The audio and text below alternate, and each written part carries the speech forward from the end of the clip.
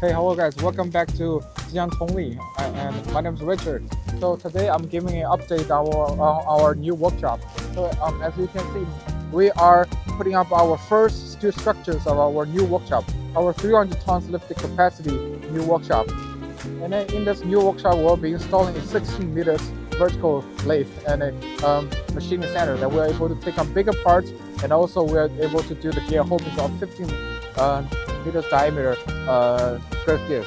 So as you can see, this side we have all the steel structures up and ready, and we're installing the first one. We just had a ceremony this morning, and then we also put up some fireworks. And then if we take a look at this side, you can see this is the ongoing expansion of our new workshop. And as you can see, these are the steel structures that the capacity is for supporting 200 tons. And then you can see we did all the foundations. All the foundations are up and ready now. And then hopefully in the upcoming 2 months, we will have the workshop set up. And then we are all very looking forward to it and to the expansion of our new workshop, and then it will symbolize our transition from lifting that 200 tons to 200 tons. We are making bigger and bigger parts.